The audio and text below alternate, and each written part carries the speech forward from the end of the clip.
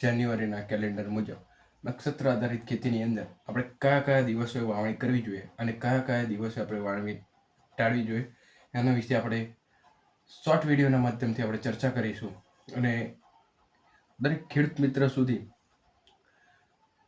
આ જે નક્ષત્ર આધારિત ખેતીનો વિષય છે એ વિષય દરેક ખેડૂત મિત્રો સુધી પહોંચે.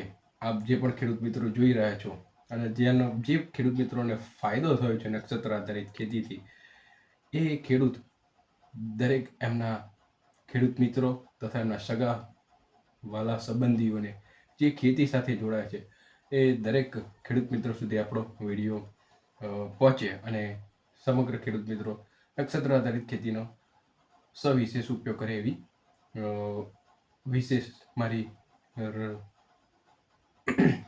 મારી અપીલ છે.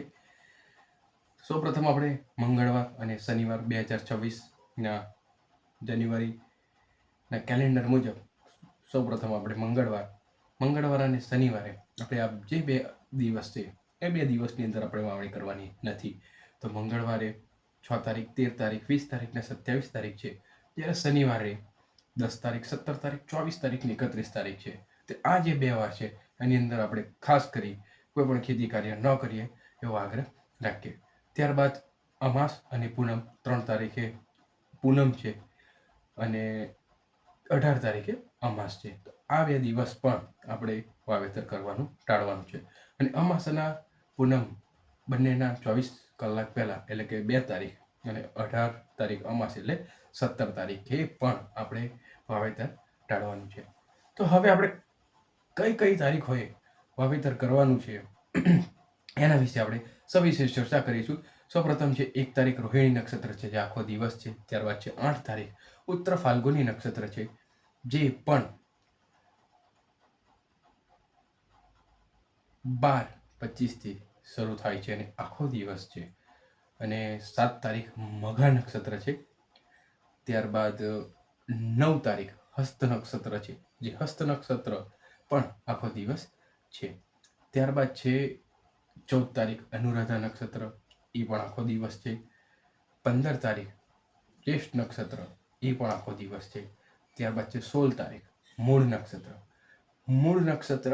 એ પણ આખો દિવસ છે. 19 તારીખ છે ઉત્તરસડા નક્ષત્ર, જે 11:52 સુધી જ છે, સવારથી લઈ 11:52 સુધી. ત્યારબાદ છે 23 તારીખ ઉત્તર ભાદ્રપદ નક્ષત્ર છે, એ બપોરે 2:32 કલાકથી શરૂઆત થાય છે ને સાંજ સુધી. એમાં થોડી વિશેષ કાળજી સમયની રાખવી. 2:32 બપોરથી શરૂઆત થઈ સાંજ સુધી છે. ત્યારબાદ છે 25 તારીખ રેવતી નક્ષત્ર છે, જે 1:30 વાગ્યા સુધી જ છે, બપોરે 1:29 કલાક સુધી છે. ત્યારબાદ છે છેલ્લી 28 તારીખ રોહિણી નક્ષત્ર છે, તે સવારે 9:25 થી સાંજ સુધી, એટલે કે આખો દિવસ 9:25 થી સાંજ સુધી છે.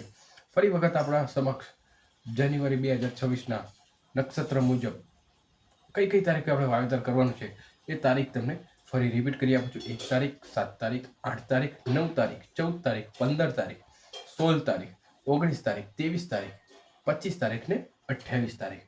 તો દરેક ખેડૂત મિત્રો આ જે તારીખો છે એની અંદર જ બને ત્યાં સુધી આપણું વાવેતર કરીએ અને નક્ષત્ર આધારિત ખેતીનો દરેક ખેડૂત મિત્રો એનો લાભ ઉઠાવે અને જે પણ રોગ જીવાતથી નક્ષત્ર આધારિત ખેતીની અંદરથી આપણે જે રોગ જીવાતનો ઉપદ્રવ હોય એને આપણે મહદ અંશે ઘટાડી શકીએ છીએ.